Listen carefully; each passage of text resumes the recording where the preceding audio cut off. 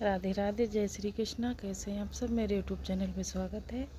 आज के वीडियो में बताएंगे हम गेहम की गोपाष्टमी की पूजा विधि कैसे करें।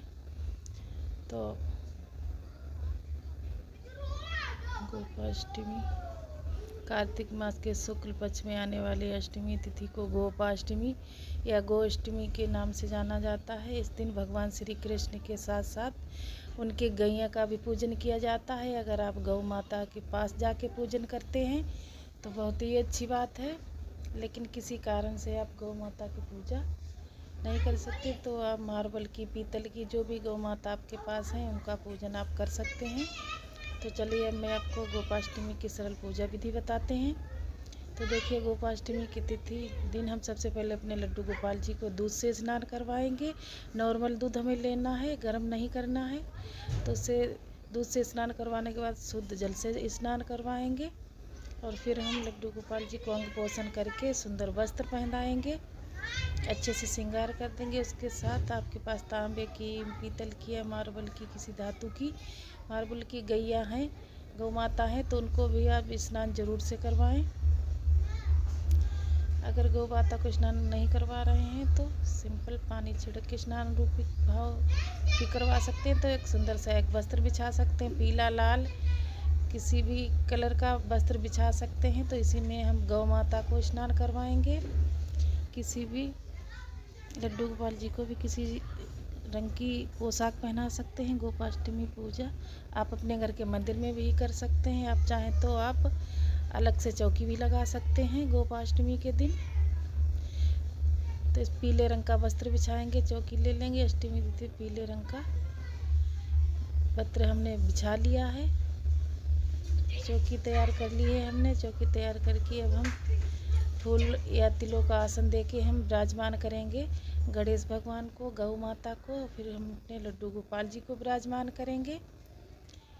लड्डू गोपाल जी नहीं है तो भगवान श्री कृष्ण जी की फ़ोटो या तस्वीर ले सकते हैं।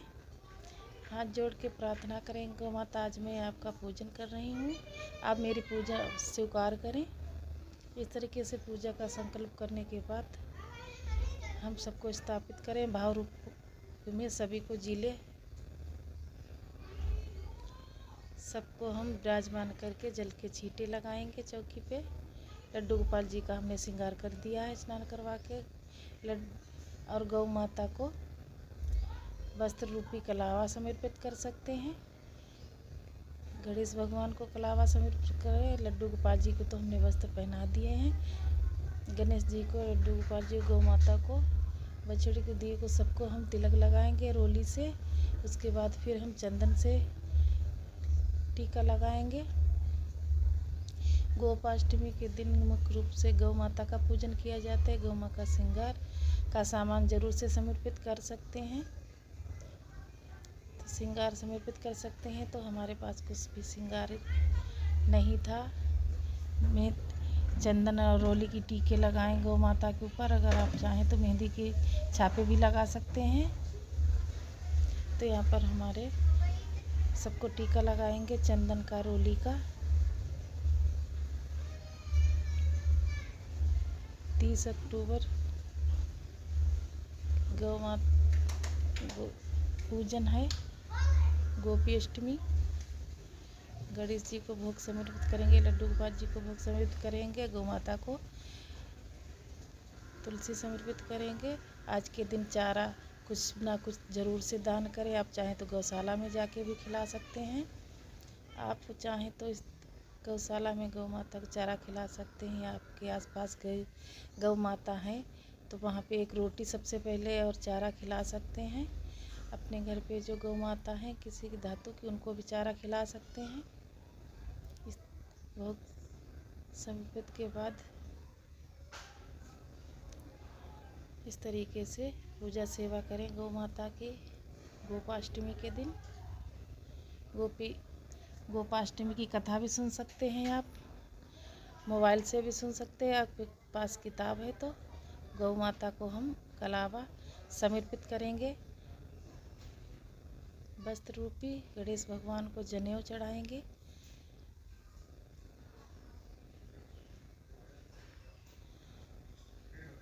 तो हमने अपने गणेश जी को जनेऊ समर्पित कर दिया है। सुबह सुबह पूजा कर लीजिएगा।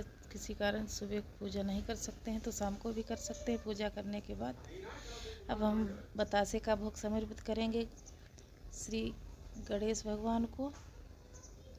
इसके साथ ही हम जो भी आप श्रृंगार का साम चढ़ाया वो चढ़ा सकते, दक्षिणा, चुंडी, चाड़ी, साड़ी सब कुछ चढ़ा सकते हैं गौ माता को। गौशाला में दान भी कर सकते हैं। हम केले का भोग समर्पित करेंगे और श्री हरि विष्णु भगवान को तुलसी समर्पित करेंगे।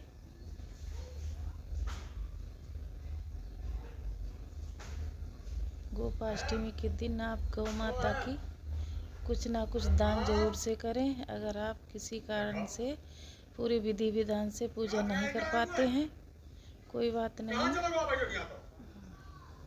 गौ माता की पूजा किसी न किसी रूप में सेवा जरूर से करनी, जाकि गौ माता की सेवा प्राप्त कर सकें आप।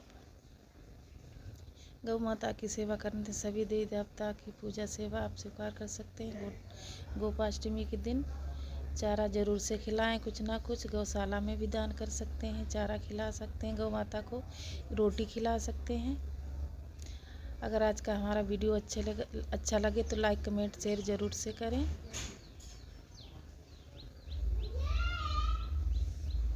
तो हम सबसे पहले गणेश भगवान की आरती करेंगे, फिर लड्डू गोपाल जी की आरती करेंगे।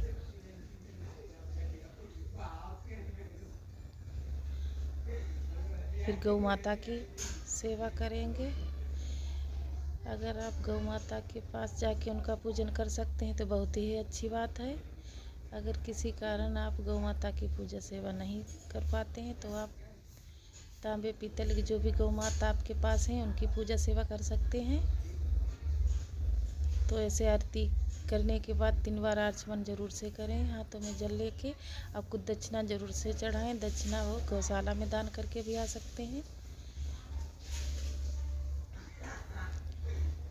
जो भी चढ़ाया है गौ माता को सब दान कर सकते हैं।